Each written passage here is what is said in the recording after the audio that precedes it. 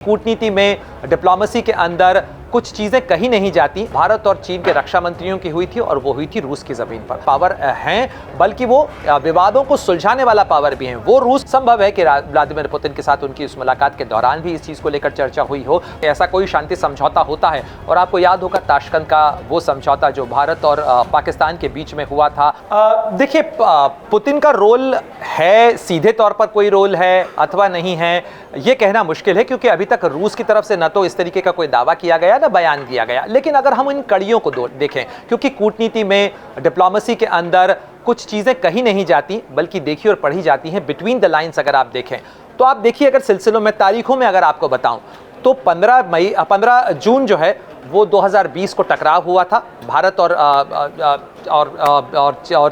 चीन के बीच में गलवान घाटी के अंदर। और उसके बाद से जो पहली मुलाकात हुई थी जुलाई के अंदर, वो भारत और चीन के रक्षा मंत्रियों की हुई थी और वो हुई थी रूस की जमीन पर। उसके बाद सितंबर के अंदर भारत और चीन के विदेश मंत्रियों की पहली मुलाकात हुई थी गलवान घाटी की घटना के बाद, वो भी हुई थी रूस की जमीन के ऊपर। और उसके बाद दोनों के बीच में संवाद का एक सिलसिला चलता रहा। तो रूस ने एक, हो सकता है कि एक भूमिका निभाई हो इसके अंदर। और कहीं ना कहीं इस समय व्लादिमीर पुतिन भी चाहते हैं कि वो एक पीस मेकर के तौर पर अपने इमेज मेकओवर कर सकें। वो ये बता सकें कि भाई वो एशिया के अंदर न केवल एक पावर हैं, बल्कि वो विवादों को सुलझाने वाला पावर भी हैं। वो रूस जो इस समय खुद सवालों के अंदर घिरा हुआ है, जिसके ऊपर लगातार ये सवाल उठ रहे हैं कि वो यूक्रेन को दबाने की कोशिश कर रहा है, यूक्रेन के खिलाफ उसने एक एग्रेसर की उसकी जो इमेज है, उस इमेज को तोड़कर यहां पर वो एक पीस मेकर, एक पीस बिल्डर की तरह अपनी भूमिका को निभाने की कोशिश करते हुए नजर आना चाहेंगे। और इसीलिए संभव है कि इसके लिए एक जमीन तैयार की गई हो। क्योंकि अगर आप देखें,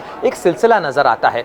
जुलाई के अंदर प्रधानमंत्री मोदी का जो मॉस्को का दौरा था, उसके बहुत गंभीर मायने लगाए जा रहे थे कि क्यों आखिर प्रधानमंत्री मोदी अपने चुनाव के बाद एक पहली बायलैटरल विजिट के लिए जाते हैं, तो वो जाते हैं रूस की राजधानी मॉस्को और वहां पर व्लादिमीर पुतिन के साथ वो मुलाकात करते हैं। संभव है कि व्लादिमीर पुतिन के साथ उनकी उस मुलाकात के दौरान भी इस चीज को लेकर चर्चा हुई हो कि एशिया के ये जो विवाद हैं, भारत और चीन के बीच का ये जो विवाद है, अब इसका पटाक्षेप किया जाए, उसको सुलझाने की कोशिश की जाए। उसके बाद लगातार आप देखें, जुलाई के महीने में, अगस्त के महीने में, सितंबर के महीने में जो बायलैटरल टॉक्स थी, जो बॉर्डर लेवल टॉक्स थी, जो सैन्य कमांडर्स की टॉक्स थी, जो WMCCs की बैठक थी, वो लगातार होती रही। जुलाई के अंदर हुई 30वीं बैठक, अगस्त के अंदर 31वीं बैठक हुई, उसके बाद सितंबर के अंदर बैठकें हुई। और इन तमाम बैठकों के सिलसिले के बाद में ये रास्ता निकाला गया, एक फॉर्मूला निकाला गया। जाहिर तौर पर चीन के साथ भी उनका संवाद हुआ होगा। लेकिन मैं फिर भी कह रहा हूं कि ये हमें बिटवीन द लाइंस हम पढ़ सकते हैं, ये इन कड़ियों को जोड़ सकते हैं। हालांकि आधिकारिक तौर पर न तो भारत की तरफ से कहा गया, न रूस की तरफ से कहा गया कि उसने कोई भूमिका निभाई है। लेकिन संभव है, जैसे कि भारत ये कोशिश कर रहा है कि दुनिया में रूस और यूक्रेन के बीच अगर शांति समझौता हो सकता है तो भारत उसके लिए तैयार है, उसमें सहयोगी की भूमिका निभाने के लिए तैयार है। इसका प्रस्ताव भी भारत की तरफ से दिया गया है।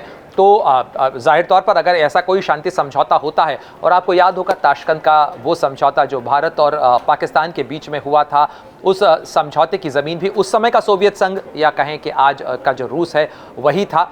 और आज जो है, अगर एक समझौता होता है, अगर एक भूमिका तैयार होती है, तो उसके लिए भी रूस अगर अपनी कोई भूमिका निभा सकता है तो स्वाभाविक रूप से उन्होंने निभाने की कोशिश की होगी। अगर आप ये वीडियो YouTube पर देख रहे हैं तो हमारे चैनल को सब्सक्राइब कर बेल आइकन दबाएं, और Facebook पर देख रहे हैं तो हमारे पेज को लाइक करें।